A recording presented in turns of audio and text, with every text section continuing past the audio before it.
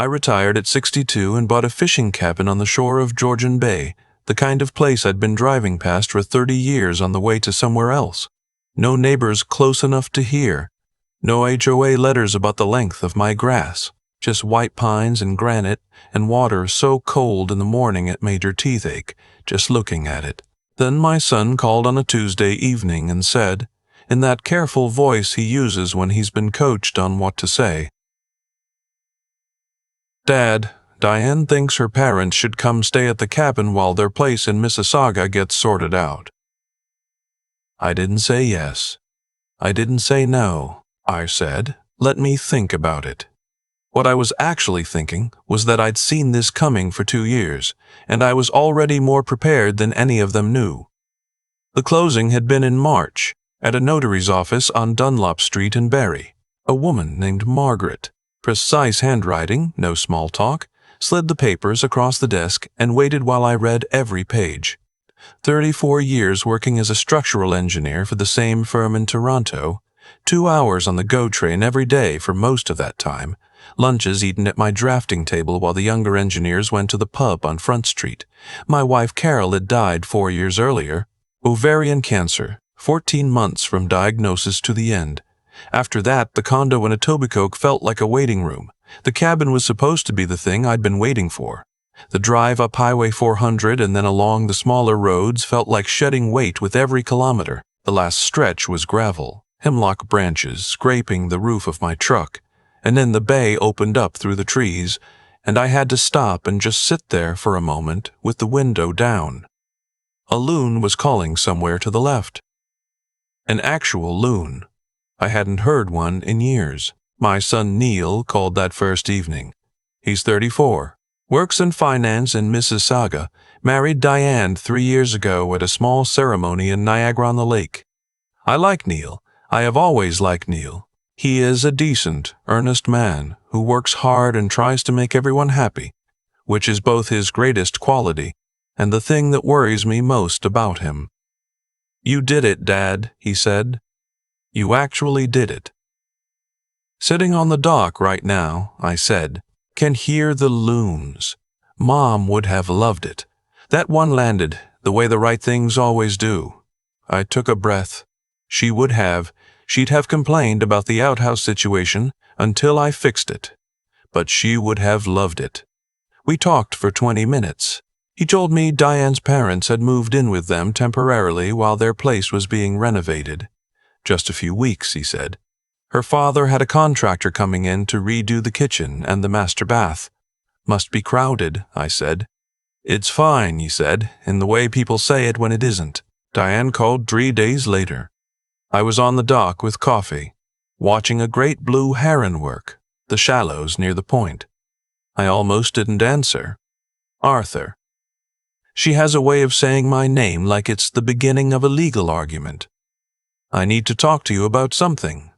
"Of course," I said. "My parents can't stay at our place anymore. The renovation is taking longer than expected, and honestly the apartment is just too small for 4 adults. Neil and I have been talking and we think the best solution, the most practical solution, is for them to use your cabin for the next few months." I set my coffee mug down on the dock very carefully. "Diane," I said, "I just moved in. You have 2 spare bedrooms, Arthur."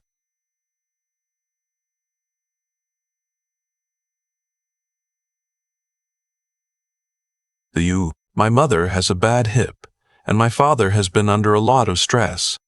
They need somewhere quiet and comfortable. You're one person. I'm one person in my own home. It's a cabin. It's not like you have family visiting. And honestly, it would sit empty half the time anyway. I'm there now. I plan to be there continuously." She made a small sound of impatience. "My parents are good people. They deserve somewhere decent to stay. If you're going to be difficult about this, maybe you should think about whether the cabin is really the right choice at this stage of your life. Neil could help you find something more practical back in the city." The line went dead. She hadn't said goodbye. I sat there while the heron took one slow step, then another, then stabbed the water and came up with something silver in its bill. The bay was completely still. I had been the owner of this property for 11 days. I went inside and found a legal pad in the kitchen drawer, the kind I'd used for load calculations and site assessments for 3 decades, and I sat at the table and thought through what I knew and what I needed to find out. The first call the next morning was to the township office in Parry Sound. I asked about the regulations for having non-family occupants at a residential property, the rules around occupancy disclosure, and what liability exposure a property owner had if an unregistered occupant was injured on site. The clerk was patient and thorough. I took notes. The second call was to my insurance broker in Toronto, a man named Ted who had handled my policies for 20 years. I asked him to walk me through my homeowner's policy specifically, the clauses about additional occupants, liability limitations, and what happened to coverage if I had undisclosed long-term guests. Ted confirmed that having anyone other than immediate family stay more than 30 consecutive days without notification could create complications. "Are you thinking of having people up there?" he asked. "Thinking about a lot of things," I said. I drove into Parry Sound that Wednesday and found the office of a local lawyer, a woman named Christine who had a reputation, according to the woman at the hardware store, for being straight with people. I explained the situation without editorial. When I finished, she leaned back and looked at me. "You have no legal obligation to house anyone," she said. "This is your property.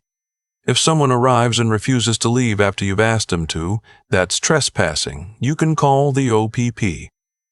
"I don't want to make things worse for my son," I said. "Understood. Document everything. Every phone call, every text. If they do arrive, give them a clear written request to leave. Calm, polite, unambiguous. If they refuse, then we have options." She pulled out a yellow legal pad. I noticed that and started writing. "In the meantime, make sure your property is properly secured and that you have a record of its condition before anyone shows up." I retained her on the spot. $2,500. I wrote the check without hesitation. I spent the next 2 days installing security cameras. A retired electrician in town named George helped me run the cabling.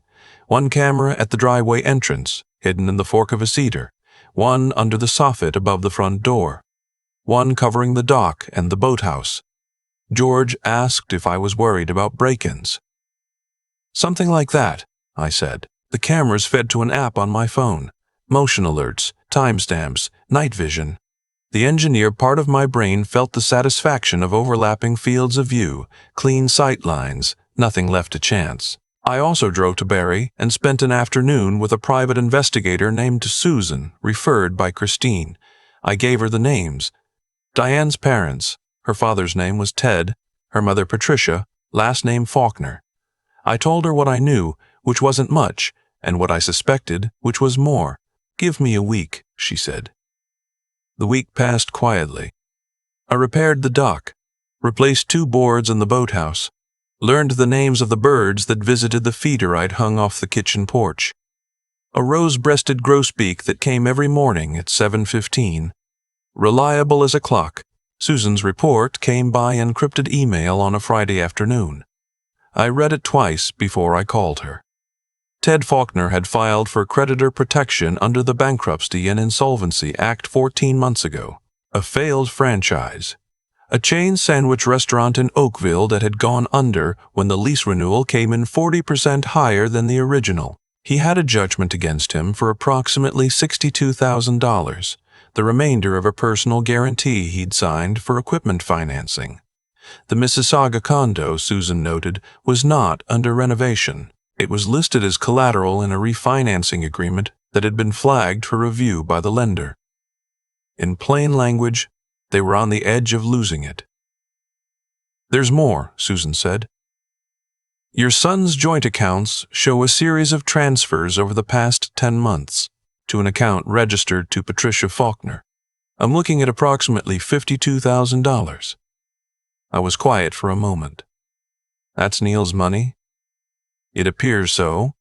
I'd recommend he talk to a financial advisor and a family law lawyer." sooner rather than later. I printed the report and added it to the folder I'd been building. Evidence. Documentation. The habit of a man who had spent his career making sure nothing could be disputed later. 2 weeks after Diane's call, Neil phoned on a Sunday morning. His voice had the careful flatness of someone trying not to show anything.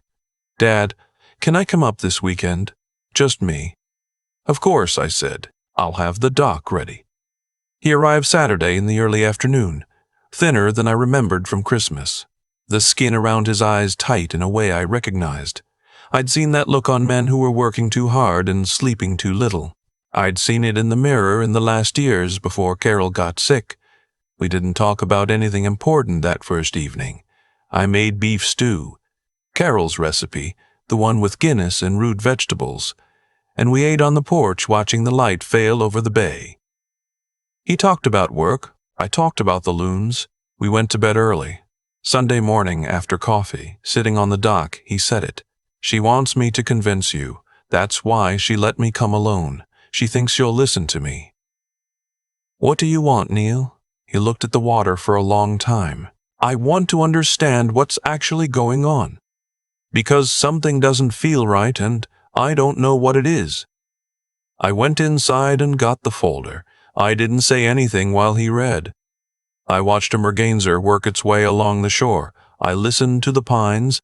I gave him all the time he needed. When he looked up, his face had a quality I can only describe as a person discovering the floor isn't where they thought it was. $52,000, he said. "That's what the bank records show. That was supposed to be the down payment." "We were saving for a house, Dad. We've been saving for 4 years. His voice broke on the last word, just slightly. "She told me the transfers were for her mother's medical bills. Her mother has a bad hip. That was true. I thought the hip is real," I said. "The medical bills aren't, or not to the extent that would account for that amount." He put the folder down on the dock boards and stared at it. "The condo isn't being renovated," he said quietly, like he was working it out as he spoke. "Is it?" "No." "So when she said her parents needed somewhere to stay temporarily, they have nowhere to go," I said. "And they've been with you for longer than Diane has told you." He was quiet for a long time. A loon surfaced 20 meters out, looked at us, dove again. "I didn't want to see it," he said finally. "I know. She kept saying it was temporary. She kept saying I was stressing her out by asking questions." He picked up his coffee mug, put it down again without drinking. "I gave her the benefit of the doubt every single time." "That's what you were supposed to do," I said. "You trusted your wife? I trusted the wrong person." "That's not a flaw, Neil. That's just what happened. What you do now is up to you." He stayed through Sunday. We didn't talk about Diane or her parents again that day. We took the canoe out in the afternoon and paddled around the point to the cove where I'd seen otters the week before. We didn't find the otters, but we found a beaver dam I hadn't known about, and Neil got interested in it the way he used to get interested in things when he was 12 years old, and the world was still full of things he hadn't seen yet. On the drive back to Mississauga that evening, he hugged me for a long time in the driveway. "Thank you for telling me," he said. "You deserve to know. I'll figure it out. I know you will." I watched his taillights go down the gravel lane and disappear into the trees. The phone call started 3 days later. First Diane, furious, leaving a voicemail that was half accusation and half threat. I'd turned her husband against his own family. I was a bitter old man who resented her for being happy. I would regret involving myself in their marriage. I saved the voicemail. Then her father called. I didn't recognize the number, but I answered. "Arthur." Ted Faulkner had the voice of a man who expected rooms to go quiet when he entered them. "I think we need to talk like adults." "I'm listening." "What you did, showing Neil that report, hiring investigators to dig into our private affairs. That's not how family handles things. You've created a problem where there wasn't one." "There was a problem," I said. Neil just didn't know about it. Neil is a grown man. He doesn't need his father interfering in his marriage. He needed the truth, I said. That's what I gave him. A pause. Then his voice shifted. The way the voices of certain men shift when the first approach hasn't worked, and they move to the second. Look, Patricia and I are in a difficult situation right now. Temporary. We just need a stable place to land for a few months while we sort things out. That cabin of yours is sitting there. It makes no sense for you to refuse. I'm not refusing out of spite, Ted. I'm refusing because it's my property. I live there, and I was never asked. I was informed. There's a difference.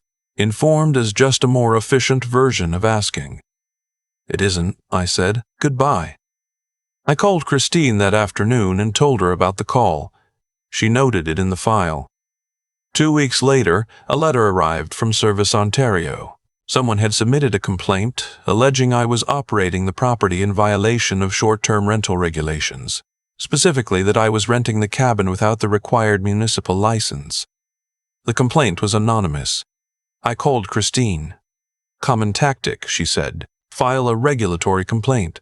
Create enough noise to pressure someone into compliance. Was there any substance to it? I live here full-time. I'm not renting it to anyone. Then the investigation will show exactly that. Don't respond to the complaint directly. Let me handle it. The investigator came out the following week, a tired-looking man from the municipality who walked around the property, checked my residency documentation, and accepted a cup of coffee. He asked if I was aware of any family dispute that might have prompted the complaint. My daughter-in-law wanted her parents to live here without my permission, I said. I declined.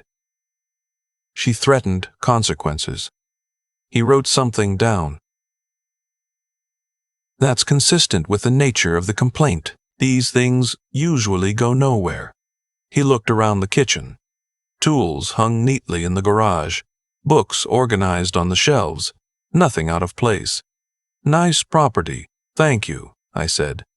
I worked a long time for it. The complaint was closed as unfounded within 10 days, but I knew Diane wasn't finished. I called Susan again.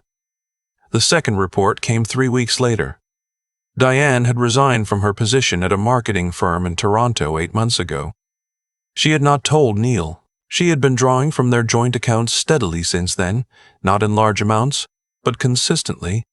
Amounts that looked, if you glanced quickly, like ordinary household spending. Susan had also found 2 credit cards in Diane's name alone that were carrying a combined balance of just over $28,000, opened after she left her job, and a line of credit at a different institution that Neil was co-signed on without, apparently being aware of it. I sat with that information for 4 days.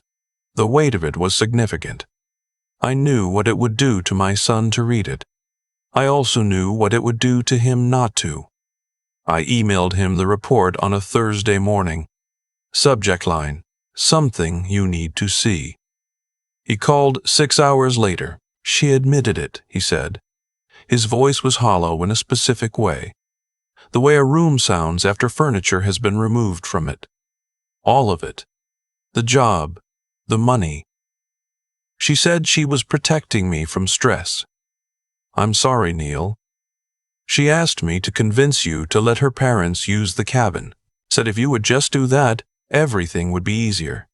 That if you weren't, he stopped. She said if you weren't being so selfish, none of this would have happened. I let the silence sit there. I know, he said after a moment.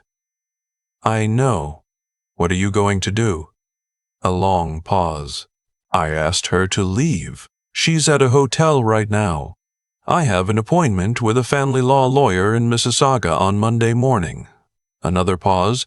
Dad, her parents were planning to stay for at least a year. She'd already looked into the winter road access to the cabin. She told them the issue was just convincing you. I know. And there's something else. Her lawyer, she'd already contacted a lawyer, apparently. Her lawyer had been looking at whether she could claim an interest in the cabin. The argument was that some of the money she'd transferred to her parents was actually money you'd borrowed from them, which would give them a stake in your property. I felt something cold move through my chest. Money I'd borrowed. I've never met her parents more than 4 times. I know, it was completely fabricated, but the lawyer had apparently drafted something. Neil's voice steadied when I told her that I had a full accounting of every transfer and where the money went, and that I'd testified to everything I knew. Her lawyer dropped her as a client. "You protected me," I said. "You protected me," said. "You protected me first." The divorce took the better part of a year. Neil handled it with the same quiet thoroughness he'd always applied to things that mattered to him. The forensic accountant, the family law lawyer brought in, found another layer of hidden accounts, smaller amounts, older. The final tally was significant. Neil came out the other side with less than he put in, but free, and I watched him discover that freedom felt different than he'd expected, lighter. He moved to a rental in Collingwood in November, close enough to the bay that he could see water from his kitchen window, close enough to drive up to the cabin on a Saturday morning without it being a trip. He came most weekends that first winter. We chopped wood, cooked things that took time, watched the ice form on the bay from mid-December on, hard and blue-white and completely still by January. One Saturday in February, when the thermometer outside the kitchen window read -22 and the pines were thick with snow, he told me about a woman he'd met at the firm he'd joined in Barrie. Her name was Kate. She was a chartered accountant, originally from Cape Breton, with the straightforward manner of someone who'd grown up in a place where directness was considered a virtue. "What's she like?" I asked. He thought about it. "She reads the same paragraph twice if she's not sure she understood it the first time. She argues with me when she disagrees with me. She asked me on the 3rd date whether I had any unresolved financial complications from my marriage." He smiled. I appreciated the question. "She sounds careful." "She is." He looked at the fire. "She's nothing like Diane." "No," I agreed. "She doesn't sound like it. Can I bring her up next weekend?" "Bring her up," I said. "I'll make the stew." Kate arrived the following Saturday in a Subaru with good winter tires, which told me something about her immediately. She shook my hand with a firm grip, looked around the cabin with genuine interest, and asked about the load-bearing calculation on the loft, which told me something else. She and Neil spent the afternoon cross-country skiing on the trail along the shore. I watched them from the dock, 2 figures moving through the snow between the pines, and felt something I hadn't felt in a long time, or had felt and hadn't noticed, the specific warmth of watching someone you love in the company of someone who is actually good for them. That evening, after dinner, while Neil was doing the dishes, Kate sat across from me at the kitchen table with her hands wrapped around a mug of tea and said, "He talks about you a lot. The way he talks about you, I wanted to meet you." "Good things, I hope," I said. "He told me about the cabin and what happened." "What you did." She looked at me steadily. "He said you didn't have to get involved, that it would have been easier not to." "It would have been," I said, "but easier isn't the same as right." She nodded slowly, like she was filing that away somewhere. "He said you taught him that." I looked out the window at the bay, white and still in the dark. I thought about Carol, about what she would have said. Probably something practical and a little acerbic and completely accurate. I thought about 34 years of commuting and brown bag lunches and the quiet accumulation of something that turned out to be worth more than the cabin, though the cabin was part of it. "I just tried to show him the truth," I said. "What he did with it was his." Spring came slowly, the way it does in that part of Ontario. Ice out happened in late April. The loons arrived within a week, and the Grove's beak was back at the feeder by the 1st of May, same time, same branch. Some things don't change if you don't let them. Neil and Kate got engaged in July. I found out by text message, followed immediately by a phone call, followed by the sound of laughter in the background, that I recognized as the particular laughter of 2 people who have decided something together and are still surprised by their own happiness. The wedding was small, 40 people at a restaurant on the harbor in Collingwood mid-September. the maples along the waterfront already turning. I gave a toast that made Kate's mother from Cape Breton laugh so hard she had to set down her wine glass. Neil cried a little, which he would deny later but shouldn't. Diane wasn't there. She'd remarried within 8 months. Someone she'd apparently known before Neil, a man with money and, from what Neil had heard through his lawyer, a willingness to ignore things that should be looked at carefully. "He'll figure it out eventually," Neil said when he told me. "Or he won't. Either way, it's not our problem anymore." "No," I said. "It isn't." Her parents had moved in with Diane and the new husband. I heard this from Neil's lawyer in passing. What the new husband made of that arrangement was not something I thought about often. That autumn I stood on my dock in the early morning. The bay flat and silver, the sky above the eastern shore going orange and pink in the way it does for about 15 minutes before the sun actually clears the tree line. A great blue heron stood in the shallows 20 meters to my left, as still as a fence post. I watched it for a long time. I'd come up here for peace. Instead, I'd gotten a war, brief and ugly, and then a kind of clarity I hadn't expected and didn't think I'd earned. I'd watched my son come apart and put himself back together in better configuration than before. I'd watched him choose a woman who reads the paragraph twice. I'd watched him learn the thing I'd been trying to teach him since he was 8 years old, sitting in the garage watching me do things the right way, even when the right way was harder and slower. That you don't get to keep things by pretending they're fine when they aren't. Neil and Kate came up that weekend. They were bringing someone else, Kate's older sister visiting from Halifax, and there was talk of whether the canoe could hold 3 people if the third person was willing to be paddled. I went inside to start the stew and heard the truck coming up the gravel before I heard anything else. The sound of it, the specific crunch of tires on stone that I'd learned to know the way you learn the calls of birds you see every day. Neil's truck. I went to the door. He was already out of the cab, hands in his jacket pockets, squinting in the morning light.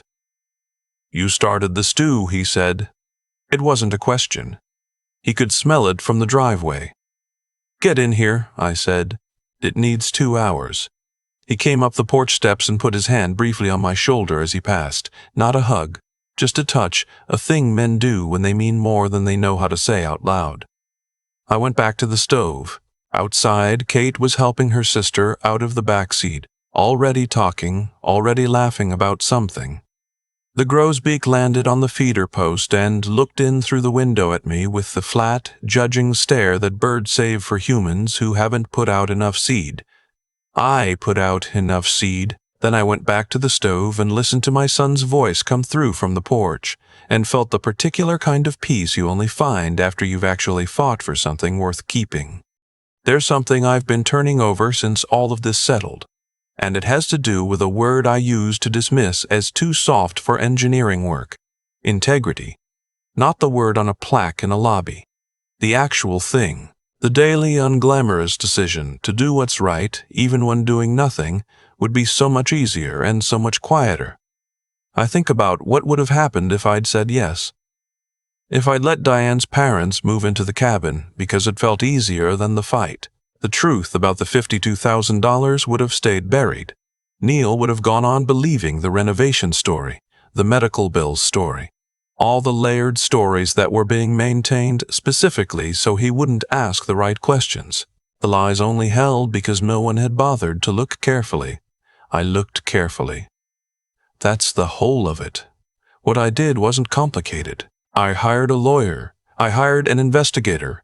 I documented everything the way I documented structural load calculations for 34 years, because that's what you do when something matters and you want it to hold. I wasn't smarter than Diane. I was just more patient. And I was willing to do the work that uncomfortable situations actually require, instead of the work that makes them go away temporarily. There's a difference between solving a problem and postponing it. I'd spent enough of my life postponing things. What it cost me in the short term was real. I watched my son come apart.